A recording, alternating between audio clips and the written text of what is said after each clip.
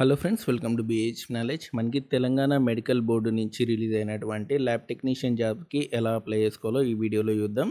Video ending వరకు చూడండి. And ఎవరైతే ఫస్ట్ టైం నా ఛానల్ చూస్తున్నారో తప్పకుండా సబ్స్క్రైబ్ చేయండి. అండ్ మీకు డిస్క్రిప్షన్లో లింక్ ఇస్తాను, దాని మీద క్లిక్ కొడితే ఇలాంటి వెబ్సైట్ అనేది ఓపెన్ అవుతుంది. అండ్ ఇక్కడ చూడండి, ల్యాబ్ టెక్నీషియన్ అప్లై ఉంది కదా, apply to lab technician grade 2 ఉంది కదా, దీని మీద క్లిక్ కొట్టండి. దీని మీద క్లిక్ కొడితే మీకు ఇలాంటి పేజ్ అనేది ఓపెన్ అవుతుంది. ఫస్ట్ మీరు రిజిస్ట్రేషన్ అనేది చేసుకోవాలన్నమాట. రిజిస్ట్రేషన్ ఎలా చేసుకోవాలంటే చూసుకోండి. మీ ఫస్ట్ నేమ్ అనమాట, మీ పేరు అనేది ఎంటర్ చేయండి. లాస్ట్ నేమ్ అంటే మీ ఇంటి పేరు ఎంటర్ చేయండి. మీ ఈమెయిల్ ఐడి ఎంటర్ చేయండి. ఆ తర్వాత మీ మొబైల్ నెంబర్ అనేది ఎంటర్ చేయండి. ఆ తర్వాత సెక్యూరిటీ కోడ్ అనేది ఉంటుంది. ఈ సెక్యూరిటీ కోడ్ అనేది ఇక్కడ ఎంటర్ చేసేసి రిజిస్టర్ కొట్టండి. రిజిస్టర్ మీద క్లిక్ కొట్టిన తర్వాత మీ మొబైల్కి ఓటీపీ అనేది వస్తుంది అనమాట. ఆ ఓటీపీ ఇక్కడ ఎంటర్ చేసేసి వెరిఫై కొట్టండి. వెరిఫై కొట్టిన తర్వాత మీకు మెయిన్ అప్లికేషన్ అనేది ఓపెన్ అవుతుంది అనమాట. అండ్ ఇక్కడ చూసుకోండి, వెరిఫై కొట్టిన తర్వాత మీకు మెయిన్ అప్లికేషన్ అనేది ఓపెన్ అవుతుందన్నమాట. మీరు ఫస్ట్ చేయాల్సింది పోస్ట్ ప్రిఫరెన్స్ అనేది ఇవ్వాల్సి ఉంటుంది. మీరు ఏ డిపార్ట్మెంట్ ఫస్ట్ ఇస్తారు, ఏ డిపార్ట్మెంట్ సెకండ్ ఇస్తారు అనేది ఒకసారి చూసుకోండి. ఏ డిపార్ట్మెంట్లో ఎన్ని వేకెన్సీ ఉన్నాయి అనేది చూసుకొని పోస్ట్ ప్రిఫరెన్స్ అనేది ఇవ్వండి. నేను ఫస్ట్ పోస్ట్ ప్రిఫరెన్స్ చూడండి ఏమి ఇస్తున్నానంటే పబ్లిక్ హెల్త్ ఫ్యామిలీ వెల్ఫేర్ అనేది పోస్ట్ ప్రిఫరెన్స్ 1 ఇస్తున్నాను అనమాట. దీని మీద క్లిక్ కొడితే మీకు 1, 2, 3 అనేది కనబడుతుంది.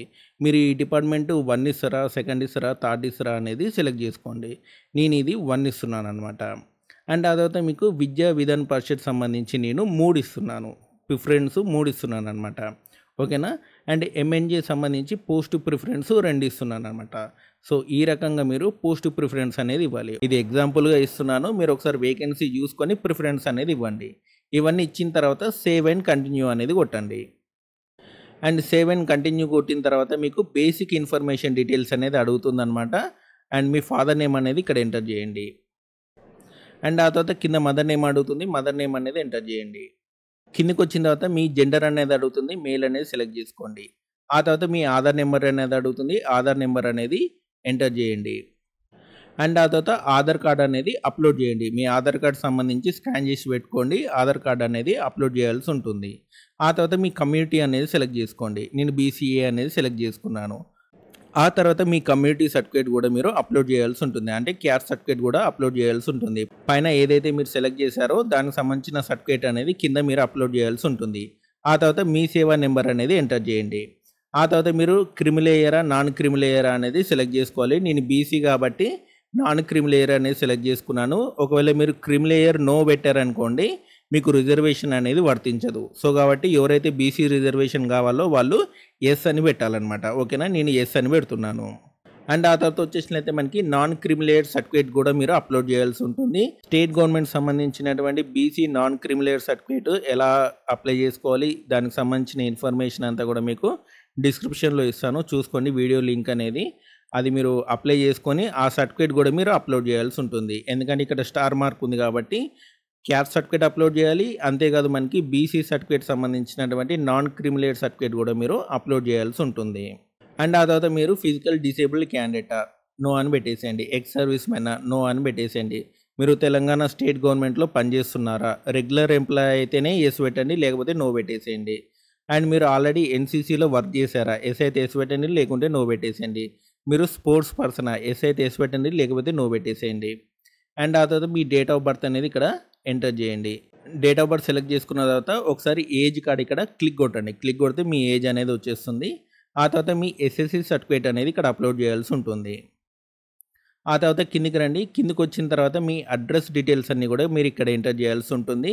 మీ అడ్రస్, స్టేటు, డిస్టిక్, విలేజు, పిన్ కోడ్ ఇవన్నీ ఎంటర్ చేసేసి సేవ్ అండ్ నెక్స్ట్ కొట్టండి. అండ్ సేవ్ అండ్ నెక్స్ట్ కొట్టిన తర్వాత ఇక్కడ మీ స్టడీ డీటెయిల్స్ అనేది ఎంటర్ చేయాల్సి ఉంటుంది.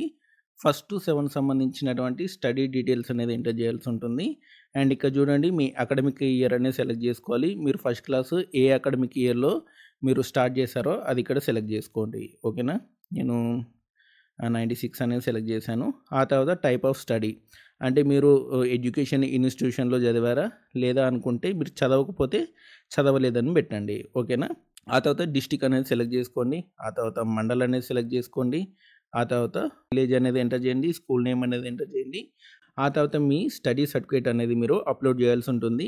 ఈ రకంగా మీరు 7 క్లాసెస్ కూడా మీరు అప్డేట్ చేయాల్సి ఉంటుందన్నమాట. ఇన్ఫర్మేషన్ అనేది ఎంటర్ చేయాల్సి ఉంటుంది. మీరు స్టడీ సర్టిఫికేట్ అప్లోడ్ చేసేటప్పుడు చూసుకోండి. చాలామంది ఎలా ఉంటుందంటే 1, 2, 3 అనేది ఒక స్కూల్‌లో చదువుతారు. 4, 5, 6, 7 అనేది ఇంకో స్కూల్‌లో చదువుతారు. అప్పుడు మీరేం చేయాలంటే 1, 2, 3 ఏ స్కూల్‌లో చదివారో దానికి సంబంధించిన స్టడీ సర్టిఫికేట్ అనేది ఈ మూడిట్లో కూడా అప్లోడ్ చేయాలి. ఆ తర్వాత 4, 5, 6, 7 అనేది ఇంకో స్కూల్‌లో చదువుతారు కదా! ఆ స్టడీ సర్టిఫికేట్ అనేది ఈ నాలుగిట్లో కూడా మీరు అప్లోడ్ చేయాల్సి ఉంటుంది. ఈ రకంగా స్టడీ సర్టిఫికేట్ అనేది అప్లోడ్ చేయాల్సి ఉంటుందన్నమాట. అండ్ ఆ తర్వాత ఇన్ఫర్మేషన్ ఎలా డీటెయిల్స్ ఎంటర్ చేయాలో మీకు చెప్పాను కదా! ఈ రకంగా డీటెయిల్స్ అనేది ఎంటర్ చేయండి. కిందికి రండి. కిందకొచ్చిన తర్వాత మీ పోస్ట్ ప్రిఫరెన్స్ అనేది ఇవ్వాల్సి ఉంటుందన్నమాట. మీరు స్టార్టింగ్‌లో డిపార్ట్మెంట్ వైస్ ఇచ్చారు కదా! ఇక్కడ జోనల్ వైస్ పోస్ట్ ప్రిఫరెన్స్ అనేది ఇవ్వాల్సి ఉంటుంది. అండ్ ఇక్కడ చూసుకోండి, నేను ఆల్రెడీ ఇచ్చాను. 7 జోన్స్ సంబంధించినటువంటి పోస్ట్ ప్రిఫరెన్స్ అనేది ఆల్రెడీ ఇచ్చాను. ఒకసారి మీ డిస్ట్రిక్ట్ అనేది ఏ జోన్‌లోకి వస్తుందో చూసుకొని, అండ్ అంతేకాదు ఆ జోన్‌లో ఉన్నటువంటి వేకెన్సీ చూసుకొని మీరు ప్రిఫరెన్స్ అనేది ఇవ్వండి. ఇచ్చిన తర్వాత సేవ్ అండ్ నెక్స్ట్ కొట్టండి. అండ్ సేవ్ అండ్ నెక్స్ట్ కొట్టిన తర్వాత ఎడ్యుకేషన్ డీటెయిల్స్ ఎంటర్ చేయమని అడుగుతుంది. అండ్ మీరు ఏ కోర్స్ చేశారో దాన్ని మీరు సెలెక్ట్ చేసుకోండి. అండ్ ఆ తర్వాత యూనివర్సిటీ నేమ్ అనేది ఎంటర్ చేయండి.